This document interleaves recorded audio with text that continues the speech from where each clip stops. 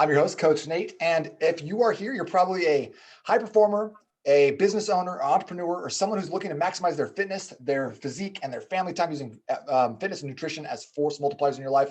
Today, I'm joined by an amazing guest. I'm a big fan. So I'm super excited you're here, Donna, and I cannot wait to dive in. But before I kind of like go off on a rant or be like, hey, Donna's done this or whatever else, like, let's just say we roll up and we're like at a party together and we're like sipping fancy drinks and there's like an umbrella in the cocktail. And I walk up to you and I go, hey, cool dress. What do you do? What do you say to someone? I say, Nate, I spend all my time causing shenanigans, but mostly during the day, I'm a software engineer at Microsoft. And by night, I'm not Batman, but I'm a fashion designer. And I work with women tailors from all over the world to create fashion for the global audience. So my entire mission is to create economic power for women all over the world. And I'm doing that through both tech and fashion, which is fun. That is so rad. That's super cool. And I'm really excited to talk to you about that. But you also failed to mention, like, you know, the whole, like, you're a public speaker, a multi-published author, just general badass, like all the other things. So I feel like it's my duty to bring those things up. Yeah. So I've written a lot of books, and it's usually to help young people achieve like whatever career goals they want, because I feel that school doesn't prepare you for anything at all, not even close. And I consider it kind of my civic responsibility to disrupt education because it's such a scam. So I'm trying to educate the youth on how do you work in a company? How do you do your own thing on the side? How do you do both at the same time? So these are things no one tells you, nobody. So kids all believe that, you know, you graduate school, you get a job and you do that forever until you die. Or you quit all of it and become an entrepreneur. I'm like, no. There's a whole and ecosystem. The both and. I love it. And so one of your books is called Do the Thing. And I feel like if I were like describing you to someone else and I was like, you gotta meet my friend Donna, she's awesome. That's what I would talk about. I'd say like Donna is a prime example of someone who does the thing. And so like, okay, first of all, I'll just say it, like, female software engineers, not like the number one thing. And especially not like, you've been doing this, what, 17 years? 20, yeah. 20? Not even that, definitely not 20 years ago. Yeah. So what was that like when you were like going to school to be a software engineer? Did you ever have anyone telling you like, hey, you should maybe not get into this? Or I had lots of people tell me that, including myself, right? I think my biggest critic is me. And that is just true, I think, for people in general in the world. The voices we have in our head are a manifestation of all the voices we've ever heard coming together to form a very loud, very annoying voice. So you hear like your mom, your teacher, your fourth grade teacher, that coach, all of this stuff. And they're telling you like, why are you doing this? You're not good at this. You suck at this. You're not qualified to be here. Everyone else knows more than you, et cetera, et cetera. But it started, you know, pretty early. First year of college, I'm studying computer science. And there's huge intro to computer science. 500 people in the room. I'm kind of sitting in the back like a loser. I'd never taken computer science. I'd never written code. And I assumed that was the case of everyone there. That is not the case of everyone there, because many people who went to good schools, I grew up in Detroit, not what we consider that. But people who went to like private school or like fancy places. They had come in like doing AP computer science. They already knew how to code. They already knew these things. So the whole class, there's a whole group of people in the front constantly saying like, this is boring, this is easy, move on. Who doesn't already know this? And I'm like, I have no idea what's going on. Yeah, but I can't raise my hand and say that, right? So it's just this voice in my head from day one, which is like, you are so far behind already.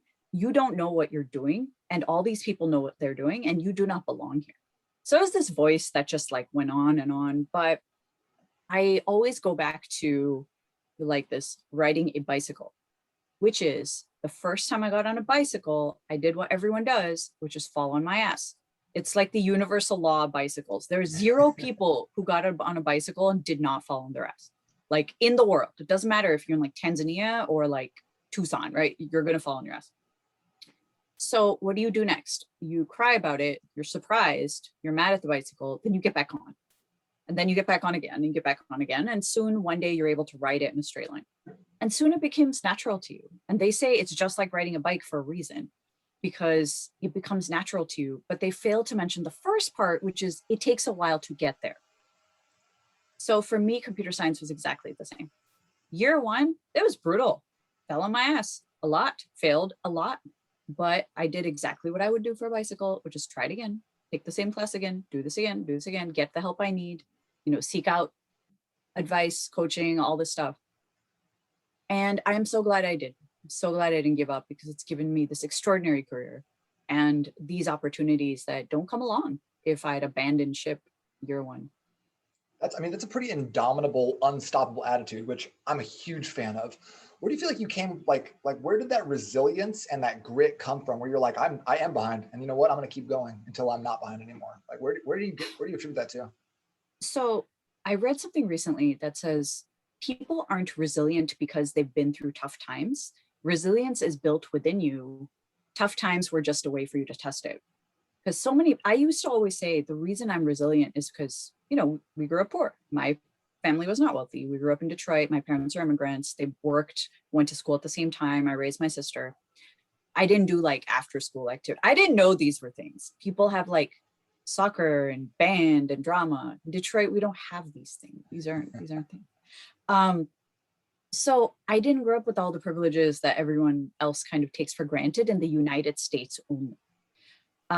So I always thought my resilience came from that, but I actually do believe it comes from watching my parents in adult age have a job while working full time and feeling like this is normal.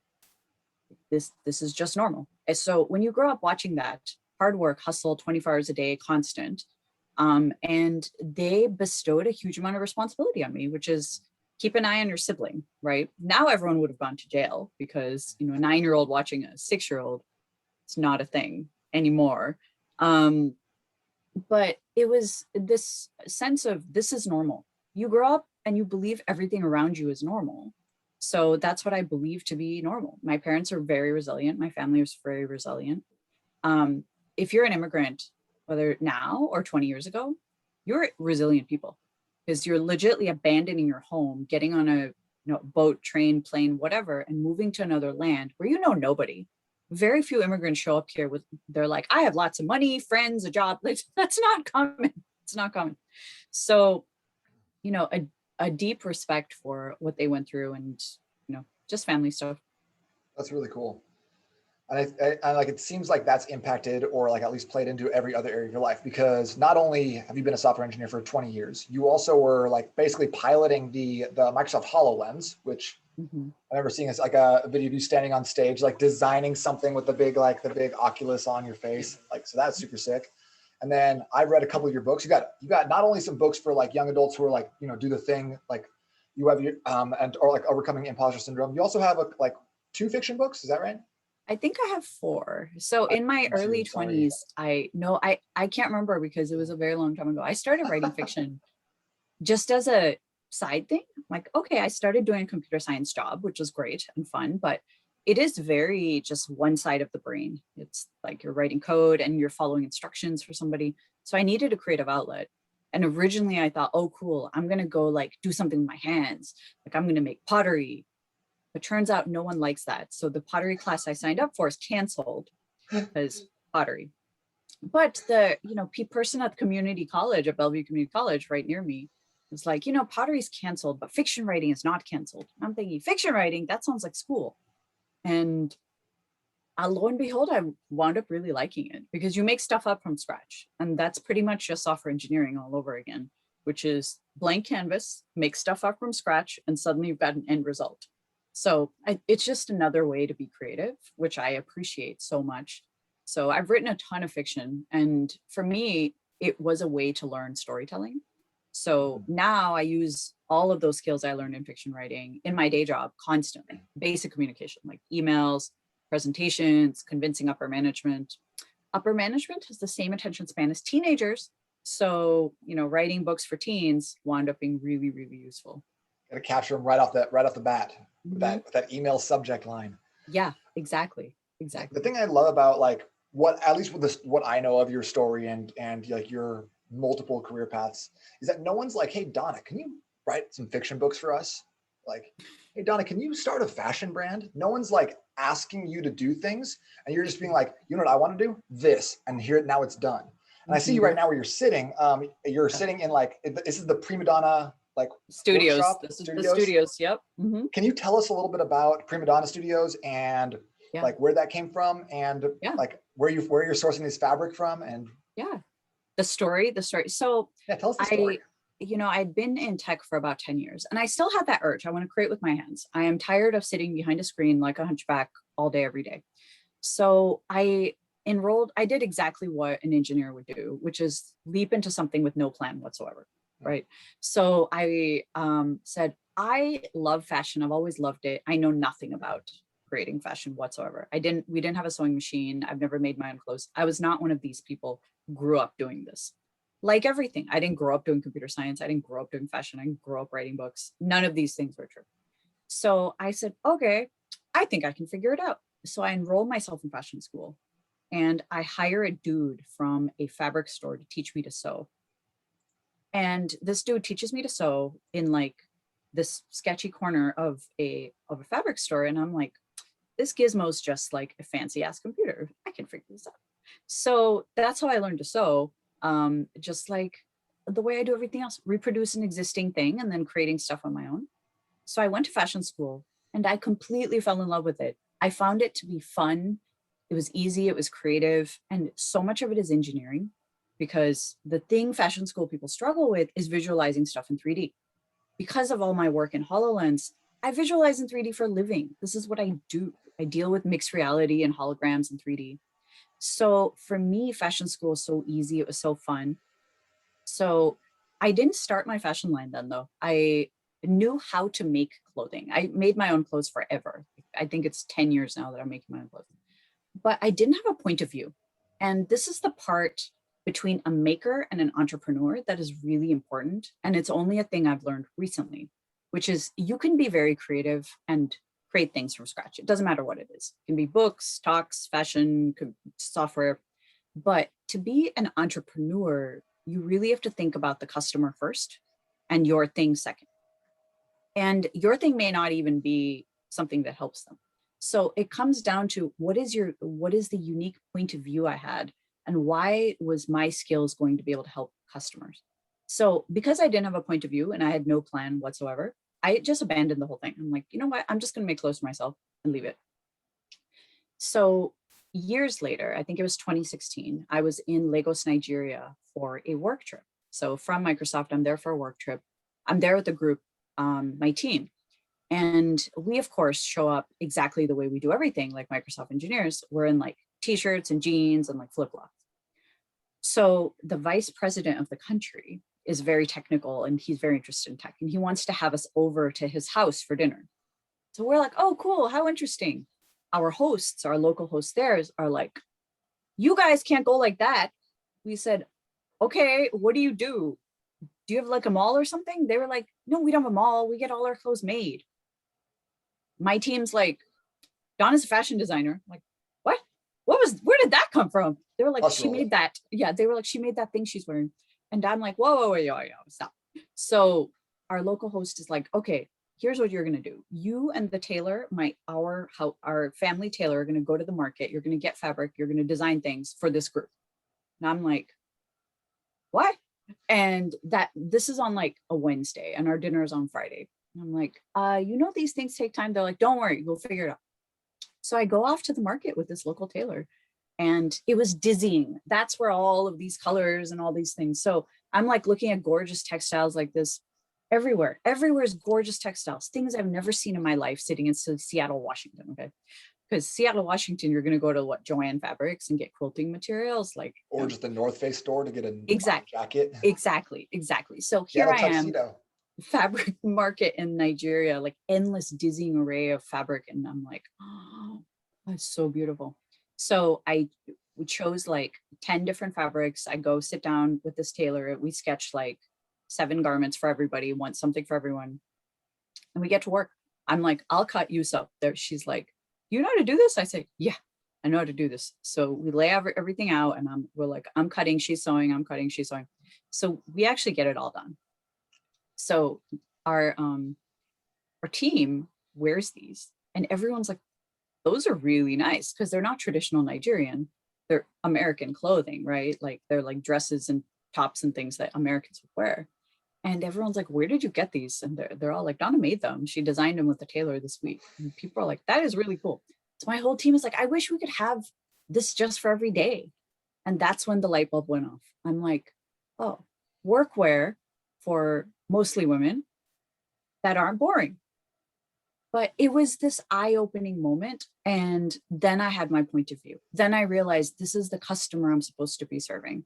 It is the woman who is in the public eye, right? Whether she's having dinner at the minister's house, or giving a talk on endless Zoom calls, or is leading a meeting, or is giving a keynote speech to 10,000 people.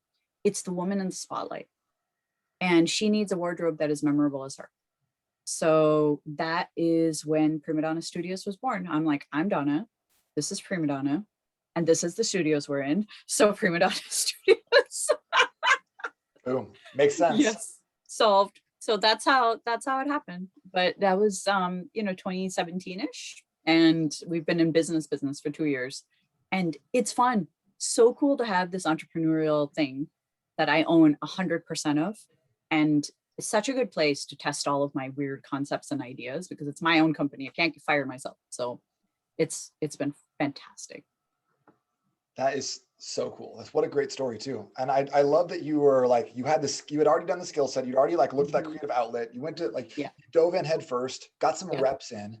And then when like the market was like, raise their hand, we're like, we're ready for this. You were like, I got the skill set, I got the passion, and I got the know-how. Like, let's roll. Right. I call this concept collect the dots. You know, everyone's like, you got to connect the dots. So I'm like, you need dots before you could connect any dots. So I'm in the dot collecting business all the time. I will go gain experiences having absolutely no idea what I'm going to do with them. I'm like, I want this experience. I don't know how it's going to connect, but I know it's going to connect at some point. So I'm a firm believer, go out there and collect all the dots you want. Don't worry about how you're going to use this in your life. How did I know fiction writing would turn me into a good storyteller? I had no idea. How did I know learning to sew would lead to my fashion line? I have no idea. How did I know learning to code when I was freaking 18 years old would lead to this extraordinary career? I had no idea.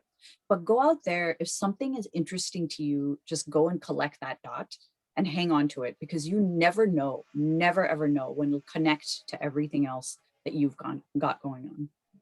Because at the end of the day, like you would not have been poised to create a fashion company if at that point you showed up in Legos and they were like, okay, like pick some fabrics out, and you're like, these one, okay, next. And then buy, and then that would have been the end of that. But it's because I collected your dots. Yes, I collect the dots.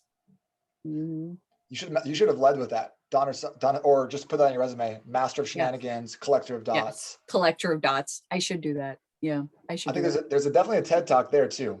Mm-hmm. Yeah. So your TED Talk, the imposter syndrome banishing spell. Yes. Many thousands of views on YouTube. Awesome message. One thing that I loved about that and took away from it, and we kind of touched on it early, but like you said something about talk to yourself the same way that you would talk to someone else. If someone's like, yo, Don, I got a crazy idea. I want to open up a bookstore that only serves mead and is only open from 1 a.m. to 3 a.m. and we have goats there. You'd be like, send it, let's go. Yeah.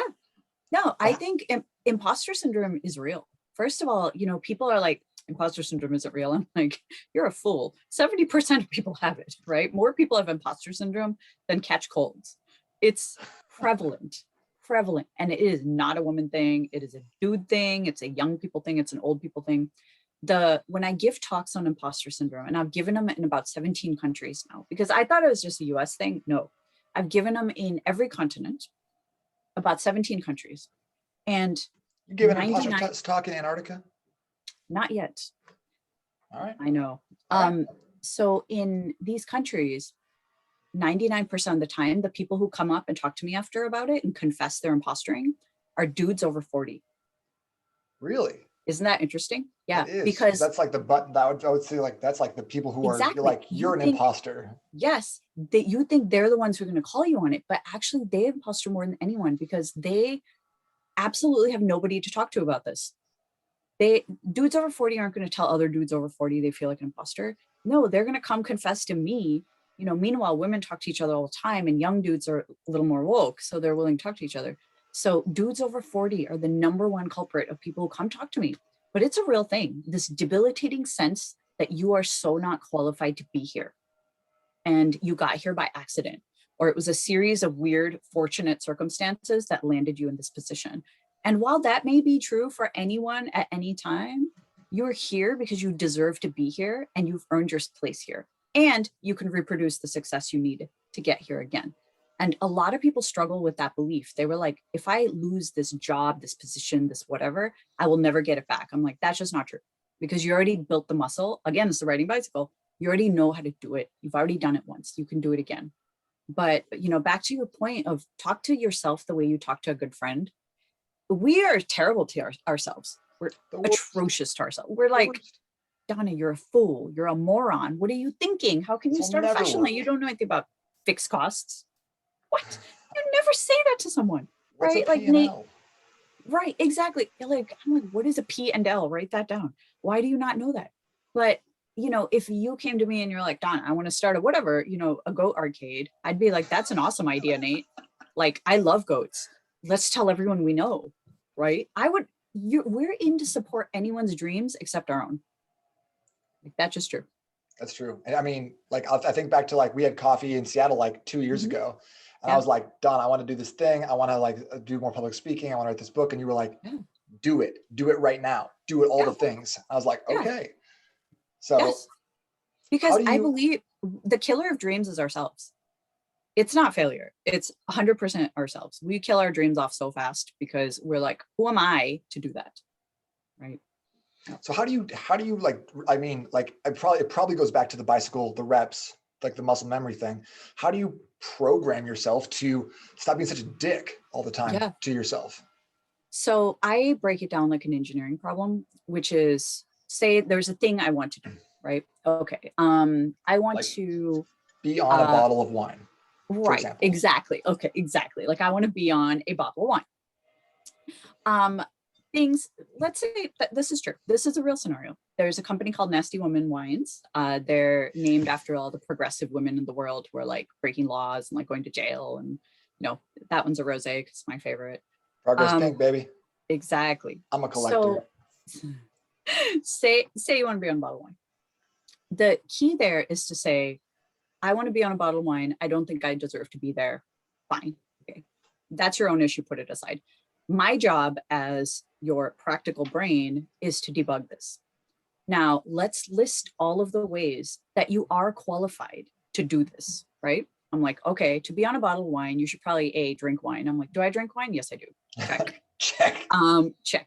You should probably know a person who makes wine. Do I know someone? I'm like, I think I do. I have a big network. I should know someone who makes wine. Check.